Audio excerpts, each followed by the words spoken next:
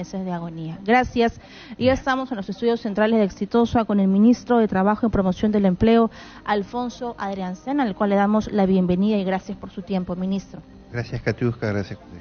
Gracias, ministro Adriancén, por estar con nosotros. Y quiero partir por esta última información que estamos teniendo de la muerte de este joven que terminó aquí en Lima perdiendo la vida luego de ser evacuado desde Cusco, que en el marco de las protestas contra el gobierno, del cual usted forma parte, recibió 36 impactos de perdigón en el cuerpo.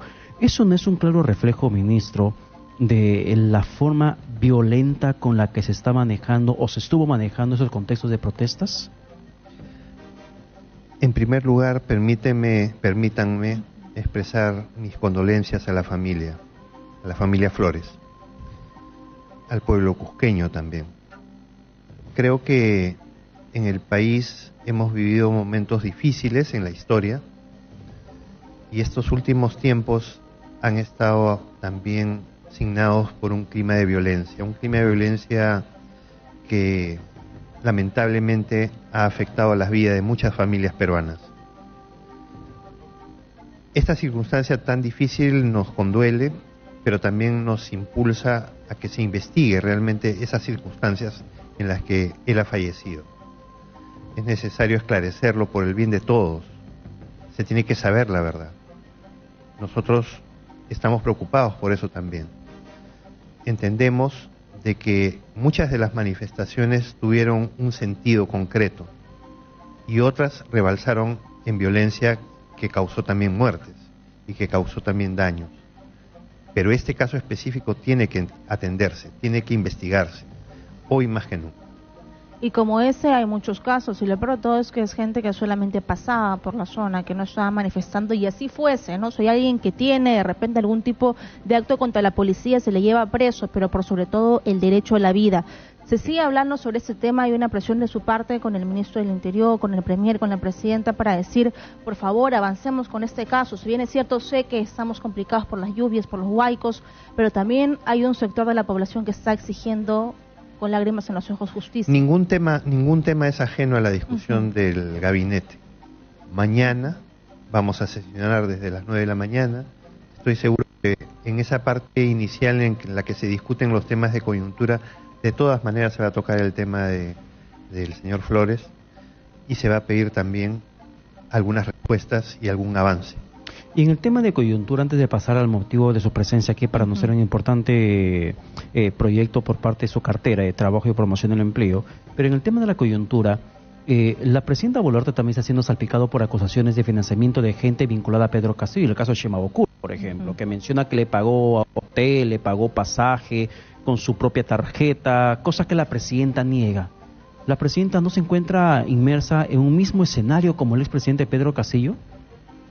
Hay denuncias, hay testimonios, pero también hay que entender de quiénes vienen. Las personas que han declarado son parte de un entorno directo del expresidente. En una circunstancia como esta, a mí me anima a pensar que también existe una condicionalidad para afectar la gobernabilidad, cuestionar acciones que supuestamente ha realizado la presidenta en la época de la campaña. Yo personalmente confío en ella. Así como ella ha confiado en mí para este cargo, yo confío en ella para la conducción. ¿Pone las manos al fuego usted por la presidenta? Poner las manos al fuego es una frase un poco manida. Yo creo en ella. Eso es lo de concreto y lo directo. Creo porque la escucho todas las sesiones de consejo cuando ella especialmente hace un énfasis en la conducta que tenemos que tener en la conducción de los sectores. Si lo anterior estuvo lleno y plagado de corrupción, lo de hoy no lo puede estar. Entonces ella ha puesto tolerancia cero a los temas de corrupción. Por lo mismo, confío en que su versión es la correcta. ¿Y cuál es su respuesta? ¿Qué es lo que ella les ha dicho? Porque recordemos de que antes ella estuvo en el partido político Perú Libre, que ya hay toda una investigación de los dinámicos del centro, donde mediante actos ilícitos se habría financiado campañas tanto de los candidatos al Congreso como a esta lista presidencial. ¿Qué es lo que ella les ha dicho? Y también recordemos que hace poco ella iba a ser inhabilitada por 10 años en el Congreso de la República, justo cuando estaba el premier como su abogado. ¿Cuál es la respuesta contundente que hace que usted diga, yo confío en esta autoridad? Bueno, yo felizmente tengo una trayectoria, he sido asesor político, también he sido funcionario público, soy funcionario público ahora también en otro nivel. Entonces, si algo te enseñan estas cosas es que tú tienes que mirarle a las personas a la cara y escuchar lo que te dicen y ver qué actúan. De lo que yo sé, por eso confío. Y dentro de esa confianza que tiene usted, por ejemplo, como ministro de Estado del gobierno de la presidenta Dina Boluarte, ¿usted confía que finalmente van a llegar hasta el 2026? Porque ya el tema de adelanto de elecciones como que pasó el olvido, con la última decisión de la Comisión de Constitución, mientras pasaban las tragedias en el Perú con desastres naturales, la Comisión de Constitución mandó al archivo el último dictamen. A ver, yo le voy a poner a usted y a los amigos oyentes y televidentes un ejemplo drástico. Ninguno sabe qué va a pasar mañana. Ninguno sabe qué va a pasar el próximo mes. No sabemos si vamos a seguir vivos, si vamos a seguir en la condición en la que nos encontramos. Lo que sí existe es el hoy. Y en el compromiso de hoy, el gabinete y el gobierno están comprometidos en un trabajo concreto. Hoy más que nunca, en momentos de crisis, por los climas, ¿no? Por las lluvias y por los huaicos. Pero de eso se trata. O sea, cada día se construye a sí mismo. ¿Y cómo han venido ustedes trabajando, cómo han venido viajando, por favor? Porque cuando abrimos líneas telefónicas, lo que la gente nos dice es: aquí no está llegando la ayuda, o están viajando solamente para conocer, pero no llegan con el agua, no llegan con las máquinas, con los tractores. Entonces, lo que siente la población de las zonas más alejadas, sobre todo, es que hay una respuesta lenta, quizás, del gobierno. Primero hay que entender esto. La crisis climática ha tenido una magnitud mayor a la esperada. Por lo tanto, quizás el mayor esfuerzo que se puede hacer desde el Ejecutivo no es suficiente. Pero también hay que entender una política de responsabilidad compartida. Nuestro Estado peruano tiene gobiernos regionales y tiene gobiernos locales. Y cada uno de ellos tiene un presupuesto asignado. Lamentablemente, muchas de estas autoridades de esos niveles no lo ejecutan, por cálculo o por desconocimiento, por lo que fuere, pero no lo ejecutan. En mi experiencia particular, yo he ido a Cieneguilla, he estado en Río Seco, lo he recorrido de cabo a rabo, hemos ido, bajado, hemos conversado con la gente, hemos tomado conocimiento de las necesidades de personas, de familias que perdieron todo, así de simple, no les quedó nada, y hemos vuelto a las 48 horas, con maquinaria, con elementos con alimentos, con elementos sanitarios, pero también con una propuesta concreta que es el programa que el Ministerio tiene y que se llama Luragui Perú, que es el empleo temporal. ¿Y cómo va a funcionar este programa? Ese es un programa que ya existe de hace 13 años, que se llamaba antes Trabaja Perú. En los últimos años cambió de denominación, Luragui Perú, pero el sentido de esto es un fondo. En este momento contamos con 500.000 millones, ¿no? Con 500 millones, que se van a distribuir a gobiernos locales directamente. Ahora, que eso funcione, nosotros también tenemos que monitorearlo, porque tú transfieres dineros, pero de repente no llega a los beneficiarios. Y la ejecución, entonces tenemos que estar... La ejecución es paupérrima muchas veces. Claro, nosotros lo que estamos haciendo es ahora, a partir de la crisis climática, destinar y priorizar, agilizando trámites para que llegue directo a los gobiernos locales. Ya Santa Eulalia tiene, Chaclacayo tiene, Chosica Lurigancho tiene, Ica tiene, y así vamos a ir ampliando. En una primera etapa, en este marzo, esperamos cumplir ya con las principales zonas que han sido afectadas, pero vamos a continuar a lo largo de todo el año. Estas acciones se realizan desde el Ministerio de Trabajo a través del programa, pero lo ejecutan los gobiernos locales y tienen un gran sentido que muchas veces no se percibe. Hacen que el damnificado no solamente sea receptor, sino que ya se convierta en actor y protagonista del cambio, porque se les va a pagar remuneraciones que van a permitir que ellos mismos arreglen estas zonas devastadas, con trabajos menores, ciertamente, no maquinaria, pero sí con mano de obra. ¿Y cómo podrían postular y qué tipo de trabajo serían? Porque creo que eso es positivo. O sea, hay gente que ya está trabajando gratis porque son vecinos de la zona. Sería mejor aún que lo hagan, pues, remunerados. Sí, así efectivamente. En cada zona devastada, el alcalde tiene por obligación, por ley, conducir las acciones de defensa civil. Por ejemplo, lo que yo he vivido, ¿no? El alcalde Chávez de Cieneguilla, él conduce muy bien su zona, sabe hasta los nombres de las familias que han sido las damnificadas, sabe dónde viven, a qué se dedicaban, y entonces tiene un mapeo concreto, cuántas personas pueden ser empleadas y cuántas oportunidades laborales se pueden abrir en ese distrito para los damnificados. Entonces es mucho más fácil cuando hay ese conocimiento. Cuando son áreas mayores seguramente va a demorar un poco más, pero en este caso ya hemos avanzado con ellos, estamos avanzando con, como te digo, con Santa Eulalia, con los distritos principales, ¿no? Pero ¿de qué tipo de trabajo estamos hablando? Porque si son hacemos empleos menores. Claro, si hacemos una comparación con lo que era Trabajo Perú o Construye Perú, que como también se llamaba en su momento. De carreteras, claro, parece, en ¿no? este caso tiene que ser Pistas, descolmatación, veredas, ¿no? Retiro de piedras, arreglo de vías, de áreas comunes como jardines, parques, apoyar a los vecinos a los cuales se le ha metido el lodo, hacer trabajo de lámpara, ¿no? Eso. O sea, la contratación va a ser para la recuperación de la zona. Claro, ese es el enfoque y generando economía familiar. ¿Y cómo se va a fiscalizar? Porque lamentablemente, usted lo sabe, ministro, en estas épocas tan duras surge la corrupción, se contrata al primo, al cuñado y las uñas son largas. ¿Cómo se va a fiscalizar, por favor? Sí, el ministerio está poniendo un especial énfasis en eso. Ya no solamente se dedica a transferirlo, sino también hay unidades de monitoreo que trabajan con el gobierno local y están ahí in situ haciendo un control también concurrente de a quienes se está beneficiando con el dinero transferido y que se cumpla realmente, ¿no? Claro, pero dentro de esto, los proyectos para que se contrate a la población, ¿lo va a manejar directamente cada gobierno local o el Ministerio de Trabajo lo va a disponer? Nosotros hacemos la calificación.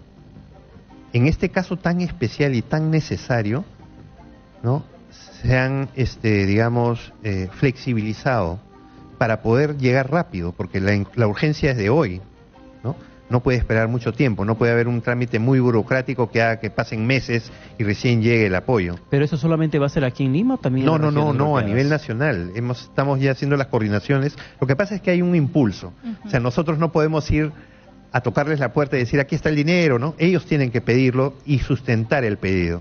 Pero aún así nosotros también estamos haciendo un esfuerzo para ayudarlos a que llenen sus fichas y que pueda estar esto más rápido. Así es.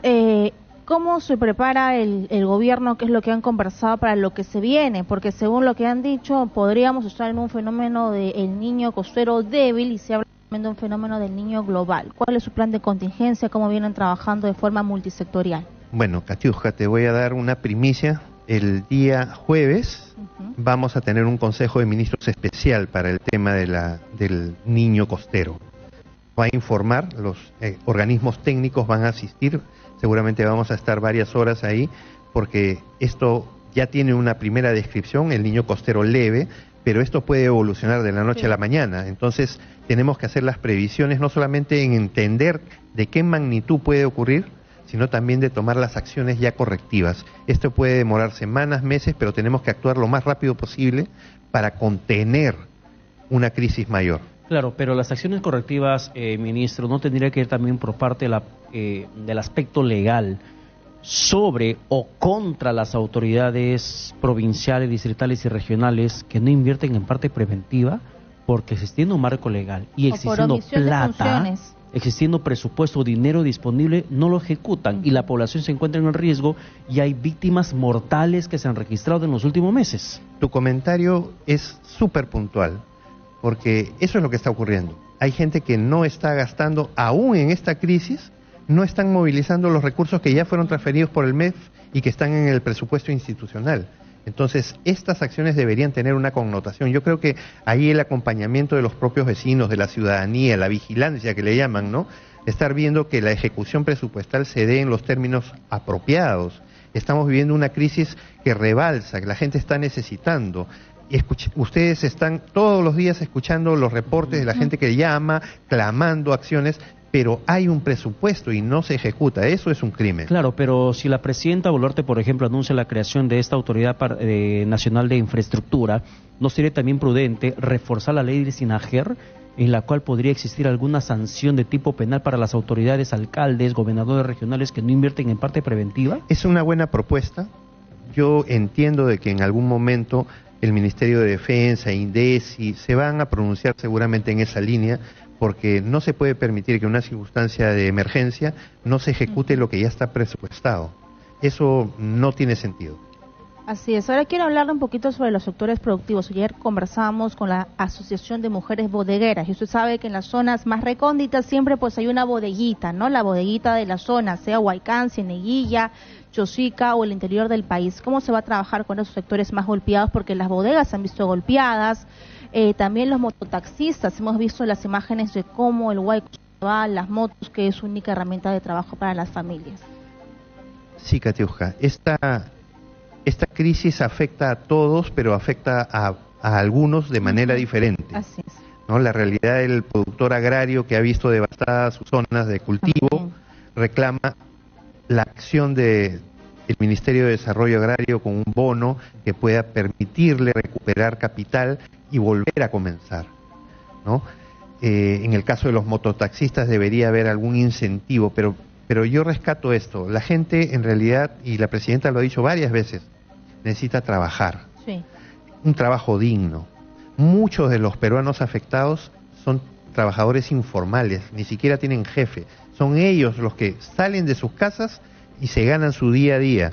¿Y qué pueden hacer ahora que no tienen domicilio o han perdido muchos bienes o no los quieren dejar lo poquito que les queda? O están aislados en zonas que todavía no tienen carreteras, no pueden salir. Entonces hay que compensar. Yo creo que no se trata de ser un Estado benefactor, pero sí un Estado promotor. Yo creo en eso. Creo que la gente también tiene dignidad, sabe entender la circunstancia y va a poner todo su empeño para salir adelante. Los peruanos ya lo hemos hecho antes y lo vamos a volver a hacer. Claro, mucho más eficiente que un bono, termina siendo un puesto de trabajo.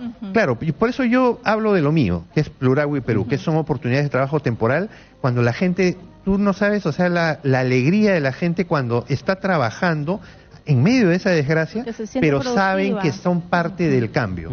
Y eso es un factor subjetivo que a veces no le valoramos, pero que en realidad a la gente le devuelve algo muy importante. Claro, dentro. Porque no solamente perdieron sus bienes materiales, también sus herramientas de trabajo en muchas ocasiones. Y su comunidad se ve afectada completamente. Sí. Y ellos se revalorizan dentro porque participan ya de la reconstrucción y ayudan a otros. Cuando usted habló de sueldo, ¿de cuánto estamos hablando? ¿El sueldo mínimo? Son jornales de 44 soles diarios y ya tienen una programación. O sea, ellos participando diariamente ya superan o casi equiparan el mínimo vital. Claro, sí, o sea, están bien. Sí. Además, bueno, hay que considerar también que son labores de cierta carga, cierta fuerza, ¿no? Entonces se requiere también, pero no se descuida también la participación de mujeres, ¿no? Pluragua y Perú se caracterizó en últimos años en emplear a casi 60% de mujeres.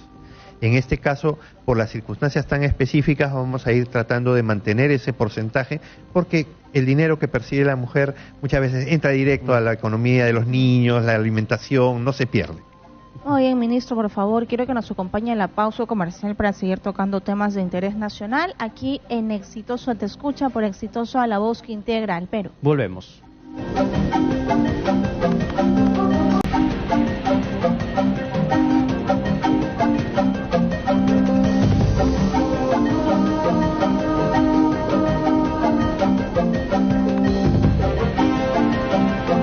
Bien, son las 8 de la noche con 31 minutos. Continuamos aquí en los estudios de Exitosa con el ministro de Trabajo y Promoción del Empleo, Luis Alfonso Adriancén, conversando sobre temas de coyuntura como también de una parte de recuperación en la zona de desastres naturales que se han registrado a consecuencia de las lluvias luego del paso del ciclón Yaku. Así es, y comprendemos que el jueves tiene una reunión con todo el gabinete ministerial, pero también queremos saber cuáles son los siguientes puntos donde usted va a ir a llevar ayuda o a conocer lo que viene ocurriendo, porque no solamente es Lima, sino hay varias zonas afectadas en el país. Sí, hay varias zonas afectadas. Yo tengo pendiente visitar Ica. Debo estar en Ica en máximo una semana más. Todavía no se ha definido el día porque, como comprenderán, hay que coordinar temas previos, no hay que ir por ir, hay que ir con cosas, hay que ir con tareas concretas y con una agenda específica. Pero en los próximos días espero que, bueno, ahora recién, como les comentaba, se ha convocado a un Consejo de Ministros mañana y otro especial el día jueves. Entonces ya mi actividad del jueves va a tener que moverse un día más. Es probable que el viernes estemos visitando Jicamarca. Ya. Esperamos hacerlo con algunos congresistas de la República también que nos acompañan. Es importante también participar con ellos. Ese acompañamiento es relevante porque también permite ver que en conjunto tenemos oportunidades para atender a los ciudadanos, escuchar sus reclamos y también llevar víveres y maquinaria, ¿no? Y hablando de reclamo, la gente reclama la presencia de las Fuerzas Armadas y siempre te hace la comparación, así como el ejército salió en las protestas contra la población, ¿dónde está el ejército ahora ayudando a la gente? Están distribuidos. El batallón 61, por ejemplo, está operando en todas las áreas devastadas de Cieneguilla, que es el distrito que yo más he visitado últimamente. Ahí el alcalde es quien está disponiendo, porque la crisis lamentablemente es dinámica, ¿no? Hoy, un día martes, en la noche, podemos tener un diagnóstico, pero en horas se vuelve a activar otra crevarada y cambia la prioridad. Entonces, es mejor que estos batallones estén en las zonas y estén desplegándose, atendiendo estas crisis inmediatamente. ¿Y sabes si esos batallones también se encuentran en Tumbes, en Piura, Se han distribuido en distintas zonas militares, ¿sí? Se han distribuido, no en todos los locales, no en todas las localidades, perdón, pero sí en los principales puntos que han sufrido daños. Y sobre la coyuntura política, ¿cuál es su diagnóstico de las marchas? ¿Se han paralizado? ¿Saben la situación de Puno? Comprendemos que hay un paro seco, por ejemplo, en Puno todavía, donde siguen algunos puestos cerrados y no hay acceso a esa región. Bueno, Puno es una realidad muy compleja. Yo hoy he tenido comunicación con una autoridad local, con un alcalde, no voy a decir cuál, mejor.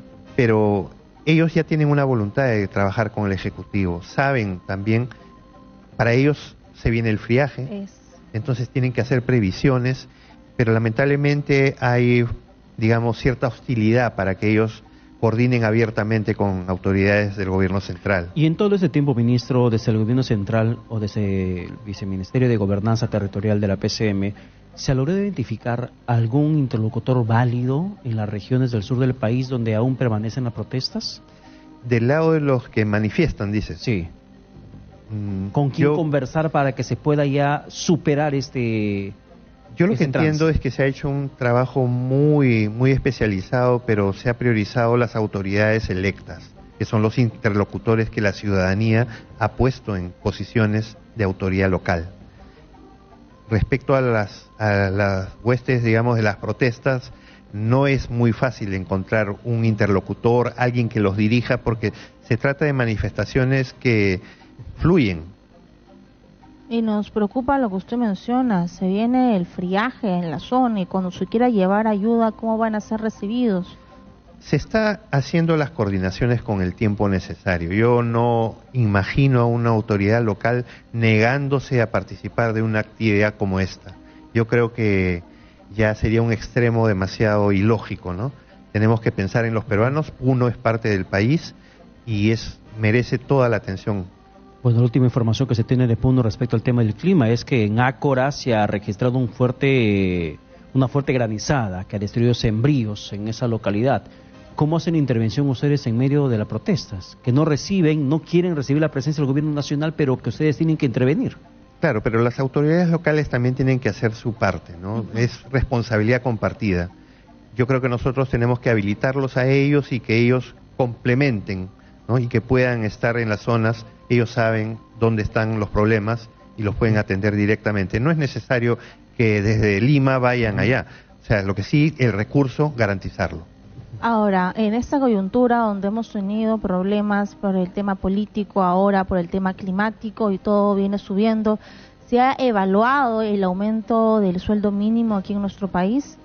Existen propuestas, pero hay también un espacio concreto, el Consejo Nacional del Trabajo, este espacio tripartito en que el Estado, empleadores y empleados deben dialogar y deben aterrizar estas propuestas. Ese es el espacio natural en el que siempre se ha discutido la remuneración mínima vital. Ese es el espacio, pero ¿se está discutiendo en estos momentos? En este momento existe un momento crítico. Ustedes saben que antes del 7 de diciembre los grupos empresariales se habían retirado del Consejo Nacional, ya no soportaban tener más comunicación con el gobierno de Castillo.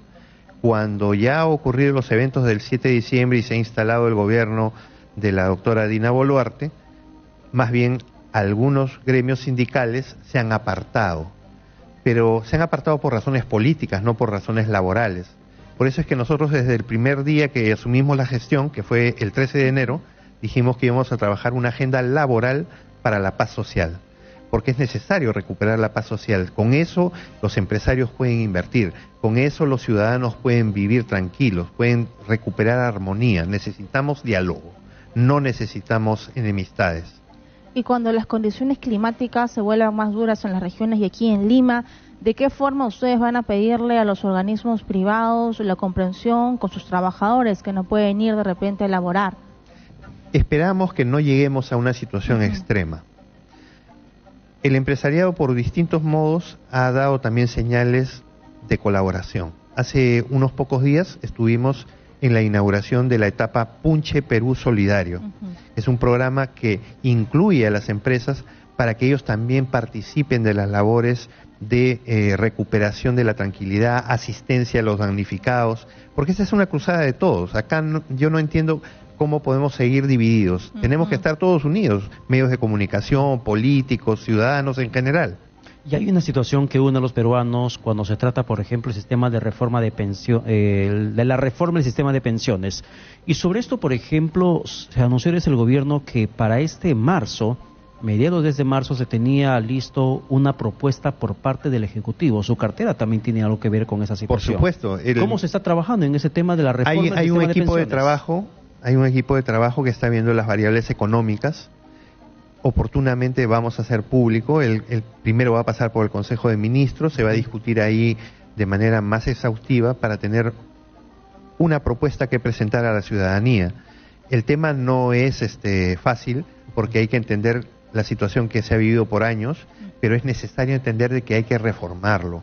Ahora mismo, miren, Francia, hay una propuesta también de reformas que también la ciudadanía está en contra. Entonces tenemos que aterrizar una propuesta que aquí la gente la pueda validar. Y en Bolivia se estatizó las AFP privadas. Claro, hay distintas respuestas a la situación, pero nosotros tenemos que abondar en una que atienda a las necesidades de la gente. ¿Y hacia dónde va más o menos la propuesta que están teniendo? Tenemos que estudiarlo. Mira, aún está en proceso y yo no quisiera adelantarlo, porque es un tema muy técnico, pero sin embargo también va a pasar una etapa de validación.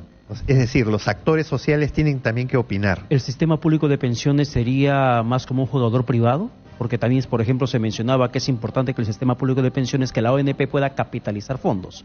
Sí, hay distintas alternativas, como te repito, o sea, el MEF tiene ya mapeado más o menos una propuesta inicial sobre la cual también se están pronunciando los distintos sectores del gabinete, que tienen también visiones sectoriales para tratar de armonizar. No es un tema tan sencillo.